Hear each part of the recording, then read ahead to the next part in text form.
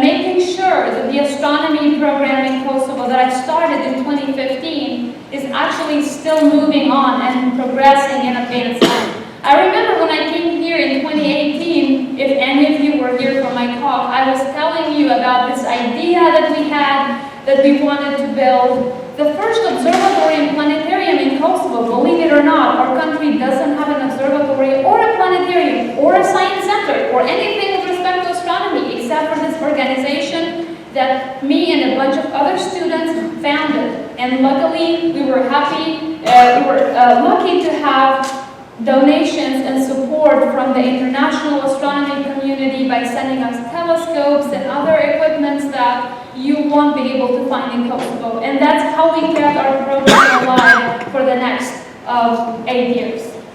But then this idea came up in 2018, and we were wondering how can we build an observatory, and how big it should be, and how it should look like, what telescope we would probably use, and planetarium and all of that. It seemed almost like an impossible idea because all of that required funding. So in 2019, the following year, in February, we decided that my organization and I are going to write up a proposal and submit it to the Parliament of Kosovo and see if the government is actually interested to invest in something like that.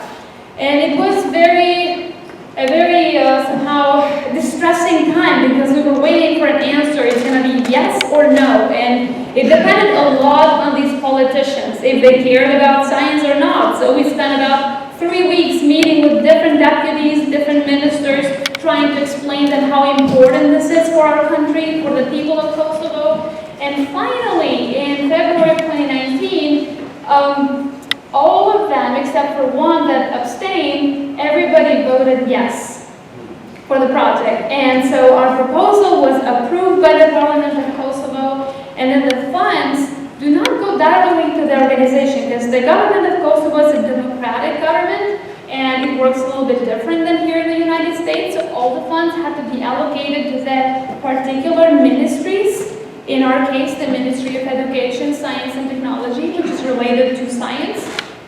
But then when the funds went there, something really bad happened because the government wasn't doing very well, so they had to re-vote and elect new people. So new people came up in position, and that's where the things went down, because then they were not giving us the money that they promised and they approved. And it was a very, very distressing situation for the next 4 years. In fact, I ended up with a bunch of people even protesting in front of our government in 2019 because we were not having our funds released. It was a very difficult time. It was very depressing. It felt like it's going to be a dead end, and we're just never going to make this happen.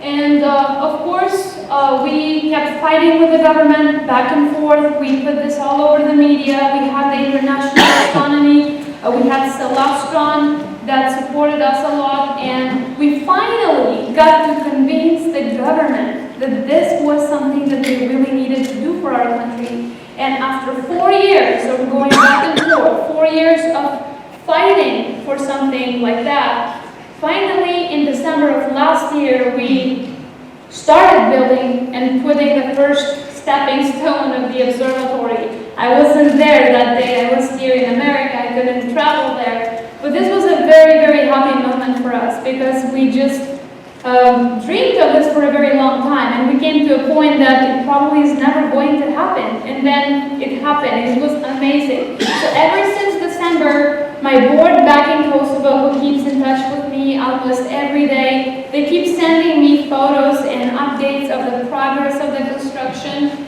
And of course, this wasn't an easy project because you're trying to build an observatory in a country that, first off, you don't have the engineers to understand the engineering of an observatory or planetarium. The architects that have never designed a building like that.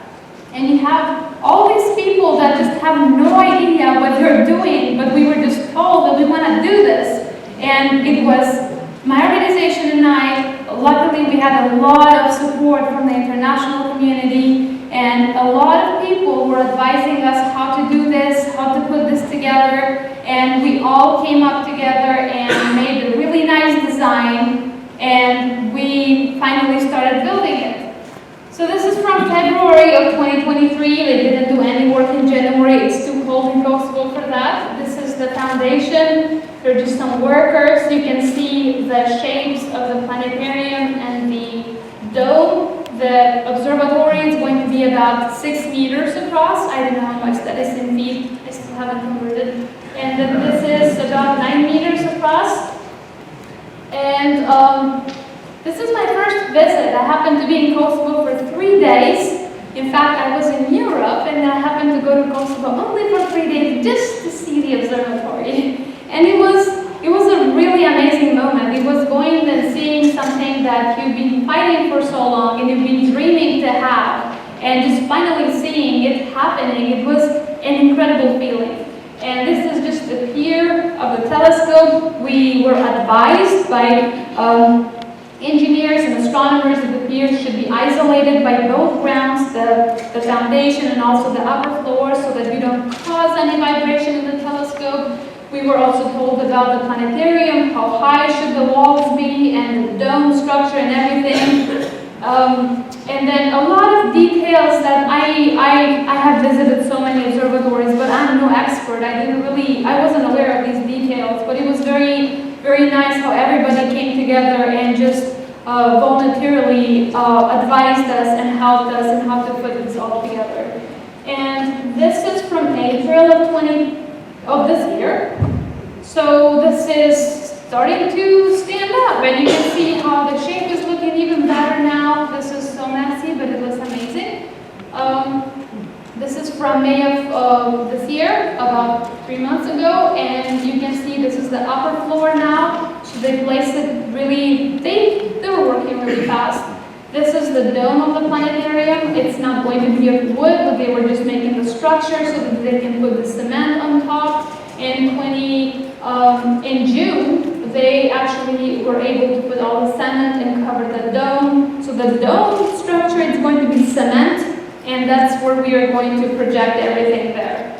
And that's the observatory. And of course, we had a lot of debate with respect to the dome. Should we buy the dome somewhere and ship it to Kosovo? Should we talk to Ash Dome or Sirius or all these companies? But again, it's a lot of expense, because if you first off buy it from somewhere else, it's expensive. And if you also ship it, it's even more expensive. So that kind of came to the conclusion that it's not going to happen. We didn't have the funds. We couldn't make it happen, unfortunately. So the decision was to build the dome in Kosovo.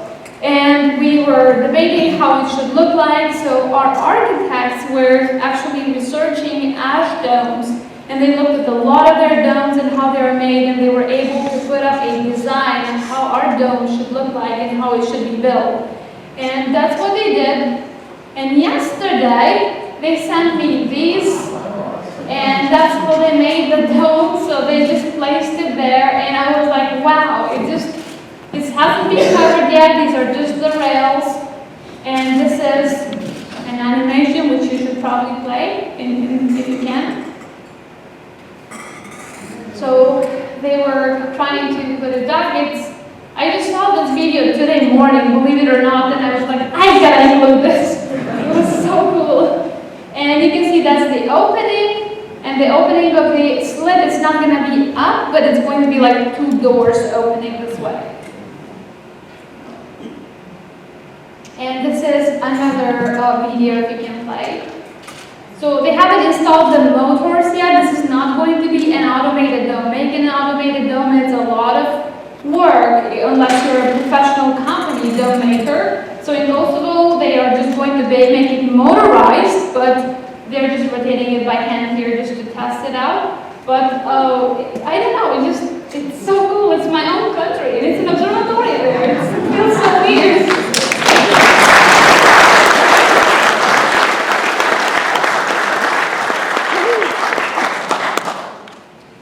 And this is how the observatory is going to look final. These are just pictures of the architects of the design that they sent to us. This is the dome, the planetarium dome. That's the observatory. We also have a roof up here. If we have extra telescopes we want to install in case of an event and we have a lot of people there, we can just split up in different areas. Inside the building, we will be having, so yeah, that's how the dome will look like. Inside the building, that's the planetarium, and ignore this middle part because this is not the projector system we will be having. Our projector system was donated by our very own Jack Dunn, a spherical mirror with a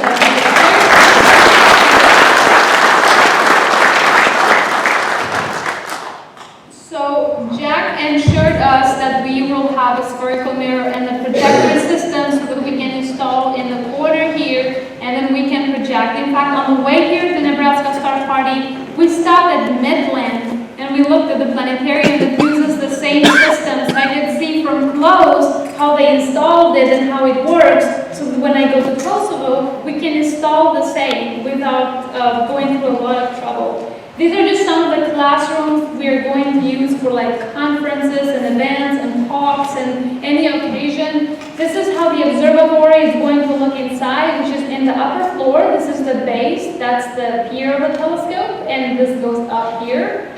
And the telescope that we're going to install is a C14 donated by Celestron in 2018. When we just announced the idea of having an observatory, Celestron was all behind it. It was like, you guys build it, we're bringing you the best mount of the telescope we can have. And I'm so happy and would like to really thank them for that.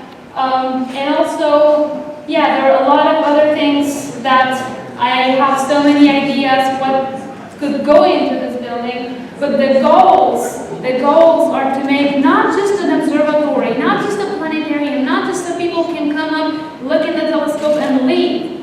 We want to build a center where people will come and learn the fundamentals of science. They will be able to walk in this place and to be impressed, to be able to learn about astronomy, about planetary science, about geology, about chemistry, physics, optics, electromagnetism, any kind of STEM science. And even if we're not around, they can just walk around and read all the exhibitions and have interactive exhibitions. And we want to make this happen. Our country doesn't have this. It never had this. And we want to build something we never had. And I've traveled so much all over the world, especially here in the United States. And in every city you go, in every country you go, you'll have something like this.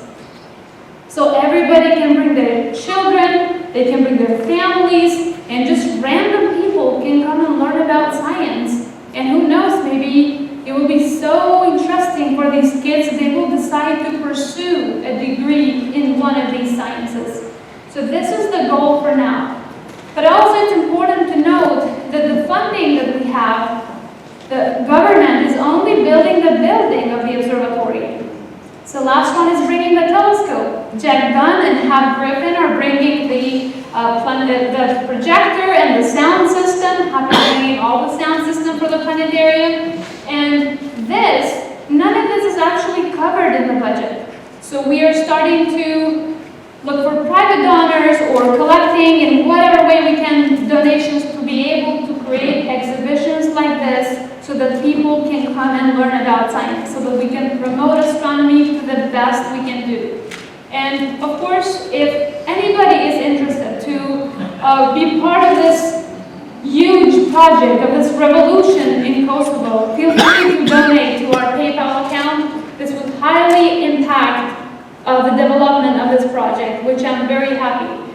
And I would also like to thank the Ministry of Education that finally came through and understood how important this project was. And the municipality of Štime, who is the city where the observatory is being built, it's actually away from the city. It's in a very nice area, no light pollution, and it's also not very far, because Kosovo, after all, is very small. In 2 hours, you'll go from border to border. So anybody who wants to go there, it's very easy to drive and have easy access to the observatory. Ariani company, who is a construction company, who is doing an amazing job. The architects who actually designed this, Celestron, who's doing everything possible to make the observatory and everything with respect to telescope and the mount and all the software hardware required. Charlie Bates, who is donating one of the greatest solar telescopes that will be installed on top of the C-14 so that the observatory will be operational day and night.